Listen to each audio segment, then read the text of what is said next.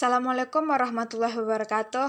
Hai, jumpa lagi dengan saya Rini Wediana dari Prodi Tadris IPS Fakultas Tarbiyah dan Keguruan UIN Sultan Syarif Kasim Riau. Di sini saya akan menjelaskan materi landasan historis pendidikan untuk memenuhi tugas mata kuliah landasan pendidikan IPS oleh dosen pengampu Bapak Nurdiansah MPD. Yang pertama, sejarah perkembangan pendidikan di dunia. Perkembangan sejarah pendidikan di dunia dimulai dari 150 tahun sebelum Masehi. Beberapa zaman di antaranya zaman realisme. Paham ini berkembang sejak tahun 1600 Masehi melalui tokohnya yaitu Francis Bacon dan Johann Amos Comenius. Dalam bidang pendidikan, realisme berfokus pada tujuan pendidikan untuk membina kemampuan manusia melakukan interrelasi yang konstruktif. Prinsip-prinsip pendidikan yang mereka kembangkan sebagai berikut. Pertama, pendidikan lebih dihargai daripada pengajaran. Kedua, pendidikan diharuskan untuk menekankan pada aktivitas diri sendiri. Ketiga, penanaman pengertian lebih penting daripada menghafal. Keempat, pelajaran disesuaikan dengan perkembangan anak yang dimulai dari bahasa ibu. Yang kelima, pelajaran diberikan dengan cara yang teratur dari yang mudah ke yang sulit dan dapat dibantu dengan gambar. Yang keenam, pendidikan didapat dari metode induktif yaitu dari mencari dan menemukan fakta khusus, dianalisa dan kemudian disimpulkan. Dan yang ketujuh, alam sebagai sarana bagi anak-anak untuk belajar. Zaman rasionalisme, kekuasaan pada manusia untuk berpikir dan bertindak pada dirinya sendiri. Latihan-latihan akan memberikan pengalaman untuk mereka untuk memecahkan masalah. John Locke yang terkenal dengan teori Leon tabula rasa adalah tokoh pendidikan pada masa ini. Proses belajar menurut John Locke sebagai berikut. Yang pertama, pengamatan pada objek di luar diri manusia. Yang kedua, menghafal objek yang telah diamati. Yang ketiga, mengolah objek yang telah diamati melalui proses berpikir secara mendalam. Yang berikutnya, zaman naturalisme. Zaman ini mengatakan bahwa kebutuhan mendorong manusia itu sendiri untuk menemukan solusi dalam diri manusia itu sendiri. J.J. Rousseau merupakan tokoh naturalisme yang mengemukakan 3 pilar mengajar, yaitu pertumbuhan, yaitu memberikan kebebasan kepada anak-anak untuk bertumbuh secara wajar sesuai dengan usia dan kemampuan mereka. Berikutnya, aktivitas, yaitu menugaskan anak untuk beraktivitas sehingga secara tidak langsung mereka menjadi aktif dalam kegiatan. Berikutnya, individualitas, yaitu mengelompokkan anak-anak berdasarkan minat dan bakat sesuai kemampuan individualitas mereka. Zaman developmentalisme. Zaman ini menyatakan bahwa pendidikan sebagai suatu proses pengembangan jiwa, sehingga aliran ini sering disebut dengan gerakan psikologis pendidikan. Menurut Pestalozzi, tujuan pendidikan adalah meningkatkan derajat sosial seluruh umat manusia. Inti konsep pada aliran ini yaitu mengeluarkan potensi anak berupa potensi watak susila, kepribadian, dan mengoptimalkan posisi sosial manusia. Yang kedua, pengamatan dan percobaan digunakan untuk mengoptimalisasi pengembangan pada anak. Yang ketiga, pendidikan adalah pengembangan pembawaan anak yang disertai pembelajaran yang baik. Dan yang keempat, pengembangan pendidikan fokus pada perbaikan pendidikan dasar dan pengembangan pendidikan secara menyeluruh.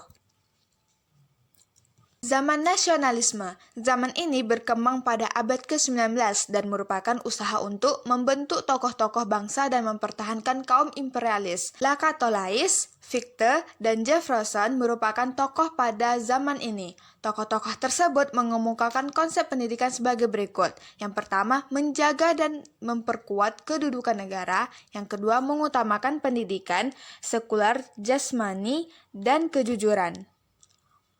Berikutnya, zaman liberalisme, positivisme, dan individualisme.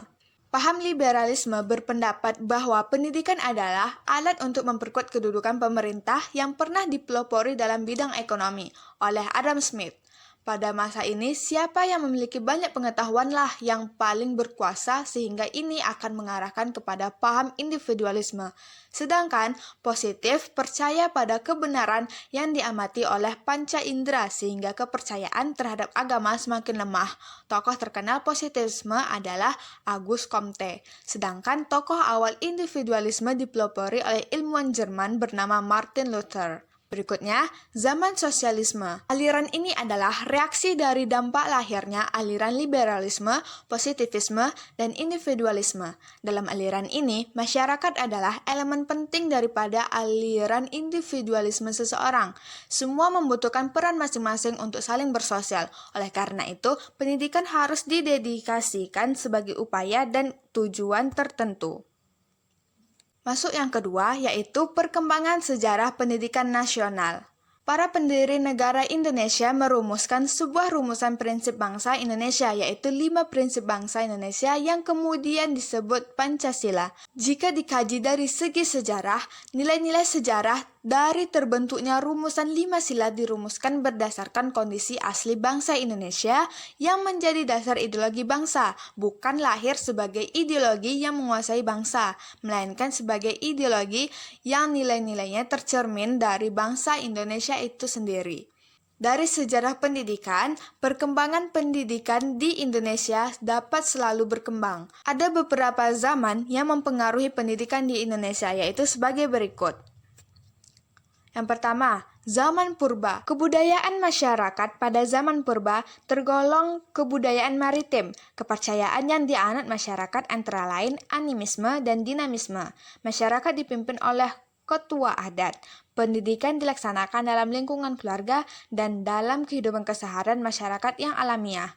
Berikutnya, zaman Hindu-Buddha. Pada zaman ini, pengelolaan pendidikan bersifat otonom. Artinya, para pemimpin pemerintahan atau para raja tidak ikut campur mengenai pengelolaan pendidikan. Pengelolaan pendidikan bersifat otonom ditangani para guru atau pandita. Tujuan pendidikan pada umumnya adalah agar para peserta didik menjadi penganut agama yang taat. Berikutnya, zaman kerajaan Islam. Tujuan pendidikan pada zaman kerajaan Islam diarahkan agar manusia bertakwa kepada Allah Subhanahu wa Ta'ala, sehingga mencapai keselamatan di dunia dan di akhirat melalui iman, ilmu, dan amal. Pendidikan berisi tentang tauhid atau pendidikan keimanan terhadap Allah Subhanahu wa Ta'ala, Al-Quran, hadis, fikih, bahasa Arab, termasuk membaca dan menulis huruf Arab. Pendidikan adalah hak semua orang, bahkan semua orang diwajibkan mencari ilmu, mendidik diri, atau belajar. Berikutnya, zaman pengaruh Portugis dan Spanyol. Pengaruh bangsa Portugis dalam bidang pendidikan utamanya berkenaan dengan penyebaran agama Katolik. Demi kepentingan tersebut, pada tahun 1536, mereka mendirikan sekolah atau seminari di Ternate. Kurikulum pendidikan berisi pendidikan agama Katolik ditambah pelajaran membaca, menulis, dan menghitung. Pendidikan diberikan bagi anak-anak masyarakat terkemuka. Berikutnya, zaman pemerintahan kolonial Belanda. Belanda datang ke Indonesia mempunyai tujuan yang sama dengan Portugis dan Spanyol, yaitu ingin menjajah Indonesia. Dengan mendirikan berbagai sekolah-sekolah yang tidak hanya mengajar di bidang agama, melainkan ilmu-ilmu yang lainnya. Belanda juga mendirikan sekolah untuk calon pegawai VOC untuk bekerja membantu kolonialisme dari Belanda di Indonesia. Sekolah ini didirikan di Ambon dan di Batavia atau Jakarta. Secara luas, sistem pendidikan di Indonesia dijabarkan sebagai berikut. Yang pertama, pendidikan dasar meliputi jenis sekolah yang menggunakan bahasa Belanda untuk anak Belanda, Indonesia, dan Cina. Sekolah menggunakan bahasa daerah sebagai bahasa peralihan. Yang kedua, pendidikan lanjutan yang mencakup pendidikan umum dan pendidikan kejuruan. Berikutnya, zaman penjajahan Jepang. Jepang memberikan kebebasan secara luas untuk menggunakan bahasa Indonesia, digunakan dalam bahasa utama untuk proses belajar dan mengajar. Hal ini yang membedakan kolonial Belanda dengan kolonial Jepang. Pendidikan pada masa kolonial Jepang dapat dijabarkan sebagai berikut. Yang pertama, pendidikan di tingkat dasar yang bernama Sekolah Rakyat atau SR, lama studinya yaitu 6 tahun. Kedua, pendidikan lanjutan, yaitu Shoto Chokago atau sekolah menengah pertama dengan lama studi 3 tahun dan Koto Chokago atau sekolah menengah tinggi dengan lama studi 3 tahun. 3. Sekolah guru. Sekolah guru dibagi menjadi 3 jenjang. Yang pertama, Shoujo Sankago yaitu 2 tahun, Guto Sankago 4 tahun, dan Koto Shankago selama 6 tahun. Zaman kemerdekaan awal. Tujuan pendidikan belum dirumuskan dalam suatu peraturan yang mempunyai kekuatan hukum, tetap melalui undang-undang. Penataan pendidikan pada zaman Jepang yang mulai tertata rapi, mulai dikembangkan kembali, namun masih belum mencapai kesempurnaan.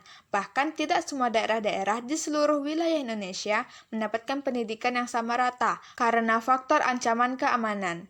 Berikutnya, zaman Orde Lama. Pendidikan Indonesia terdiri atas pendidikan rendah, pendidikan menengah, dan pendidikan tinggi. Dari pendidikan harus membina para siswanya agar menjadi warga negara yang bertanggung jawab. Sesuai dengan keadaan dasar sosial, sekolah harus terbuka untuk tiap-tiap penduduk negara.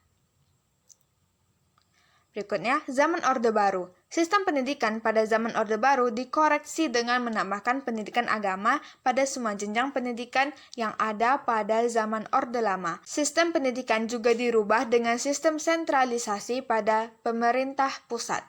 Berikutnya, zaman reformasi. Di bidang pendidikan ada perubahan-perubahan yang dilakukan dengan memunculkan undang-undang yang mengatur tentang pendidikan yang baru, yaitu dari sentralisasi pendidikan ke desentralisasi pendidikan.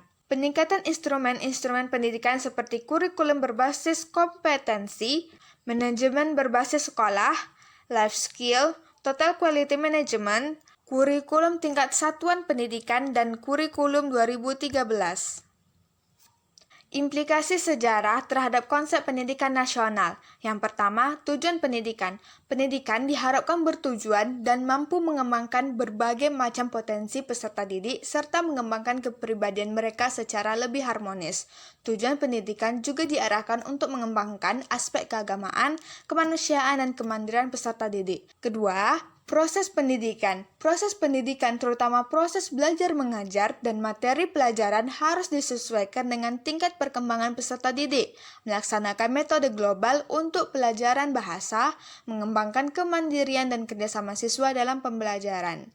Yang ketiga, kebudayaan nasional. Pendidikan harus juga memajukan kebudayaan nasional. Yang keempat, inovasi-inovasi pendidikan. Inovasi-inovasi harus bersumber dari hasil-hasil penelitian pendidikan di Indonesia, bukan sekedar konsep dari dunia barat, sehingga diharapkan pada akhirnya membentuk konsep-konsep pendidikan yang bercirikan Indonesia.